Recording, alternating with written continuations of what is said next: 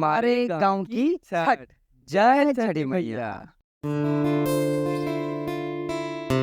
ये है हमारा छोटा सा प्यारा सा गांव।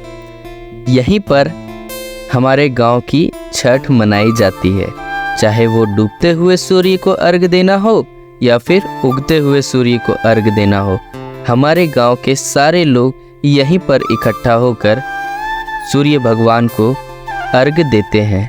यहाँ पर हमारे गांव में एक बहुत ही प्राचीन मंदिर भी है जिसका नाम माँ महामाया बागेश्वरी मंदिर है। 4 दिनों तक चलने वाला आस्था का महापर्व छठ की शुरुआत होती है नहाय खाए से। तो पहले दिन लौकी भात, जिसे हम कद्दू भात के भी नाम से जानते हैं, उस दिन सभी लोगों के घर अरवा चावल की भात और कद्दू से बनी हुई सब्जी बनती है, जिसे खाकर सारे लोग, जितने भी छठ व्रतियाँ हैं, वो निकल पड़ती है छठ में इस्तेमाल होने वाले जितने भी बर्तन हैं उनको लेकर फिर से धोने के लिए।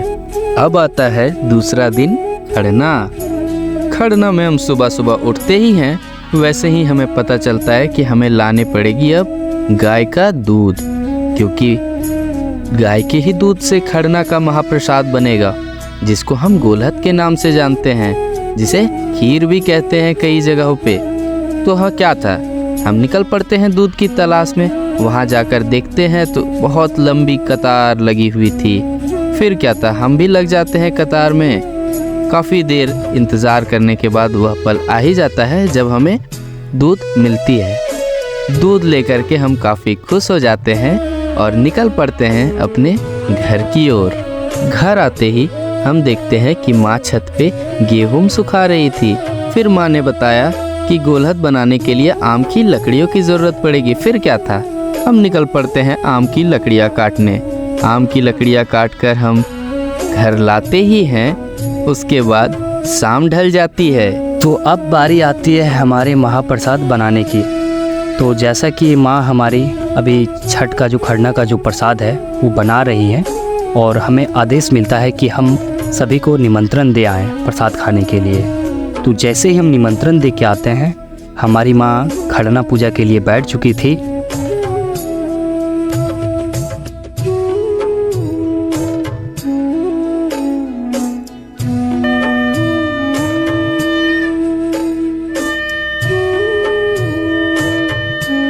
पूजा संपन्न होते ही हमें मिलता है खरना का महाप्रसाद। उसके बाद फिर हमारी माएँ एक दूसरे का श्रृंगार करती हैं, और हम भी अपनी माँ का चरण स्पर्श करके उनका आशीर्वाद प्राप्त करते हैं। तो अब आता है हमारा तीसरा दिन, पहला रक्का। तो उस दिन का सबसे पहला काम होता है हमारा गलियों की साफ सफाई करना। तो हम अपने सारे मित्रों को बुला के और निकल जाते हैं गलियों की साफ सफाई करने के लिए, क्योंकि इन्हीं गलियों से होकर हमारी जो छठ व्रतियाँ हैं, जो हमारे छठ के डाल हैं, इन्हीं गलियों से होकर छठ घाट तक जाएंगे। साफ सफाई करने के बाद हम निकल पड़ते हैं बाज़ार की ओर। हमें क्योंकि फल खरीदने थे जो छठ में इस्तेमाल होने थे, तो बाज़ार जाकर हम देखते हैं तो पूरा बाज़ार फलों के सुंदर सुंदर दुकानों से सजा हुआ था। हमारा मन इतना खुश हो जाता है कि हम फल लेने के बजाय पहले तो बाज़ार घूमते हैं पूरी तरह से। बाज़ार देखने में इतना सुंदर सजा हुआ था। फिर उसके बाद हम अपने ज़रूरत के फलों को खरीदते हैं। जितने भी हमें फल की ज़रूरत थी वो हम दुकानों में पसंद करते हैं, चुनते हैं और उसे खरीदते हैं। अब आती है बारी ठेकुआ बनाने की। इसके सामने तो दुनिया की सारी मिठाइयाँ फेल है।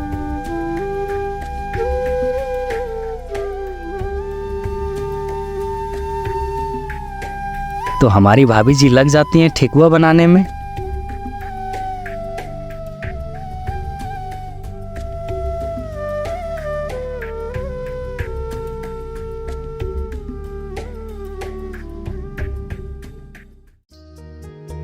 अब आता है वो पल जिसका पूरे गांव को बेसब्री से इंतज़ार था। डूबते हुए सूर्य को अर्घ देना, पहला अर्घ का संध्या का वक्त था। पूरा गांव अर्घ के लिए छठ घाट पहुंच रहा था। इसी में कांधे पर केले को लिए हम भी निकल पड़ते हैं छठ घाट की ओर। जोड़े जोड़े फलवा सूरज देवा घटवा पे तिवई चढ़ावेले हो। जल बीचे खड़ा होई दर्शन ला आसरा लगावेले हो। जल बीचे खड़ा होई दर्शन ला आसरा लगावेले हो।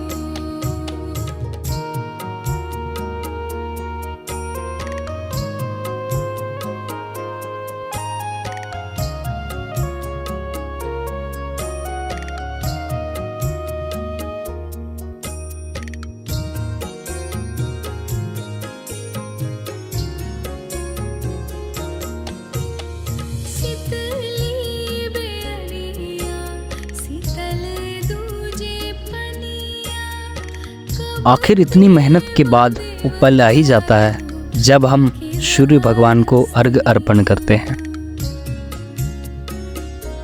हाँ शीतली बेअरिया शीतल दूजे पनिया कब देव देवता तू आके दर्शनिया। जोड़े जोड़े सुपवादित देवा घटवा पे तिवई चढ़ावेले हो। जल बीचे खड़ा होई दर्शन ला आसरा लगावेले हो। जल बीचे खड़ा होई दर्शन ला आसरा लगावेले हो।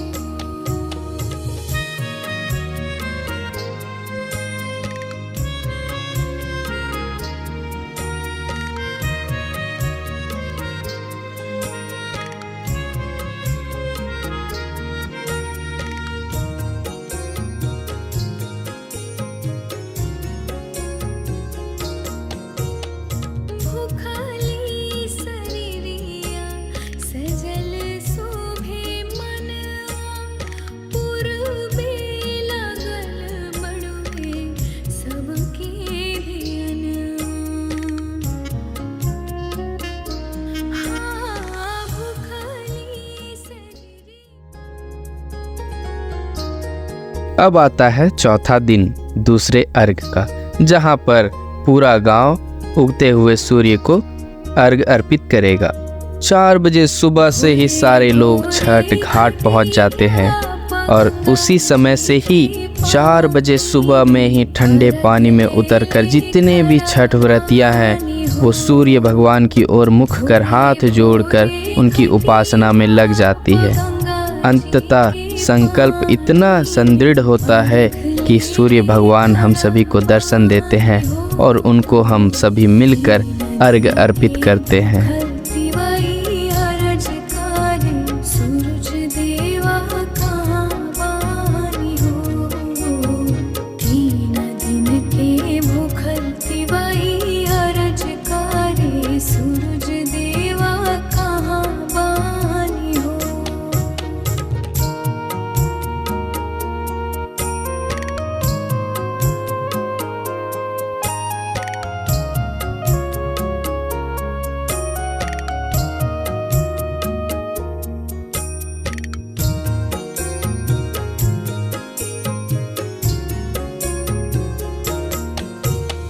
झुरू झुरू बहेला ई भोर के तो कैसा लगा ये हमारा छोटा सा प्रयास, जिसमें हमने आप सभी को अपने गांव की छठ दिखाने की कोशिश की है। तो ये वीडियो स्पेशली उन सभी लोगों को डेडिकेट करते हैं हम, जितने भी छठ व्रतियाँ हैं, और स्पेशली उन लोगों को जो इस साल छठ पूजा में अपने घर नहीं जा पाए। तो बहाना ढूंढिए अपने घर आने का छठ में। जय छठी मैया। जय छठी मैया।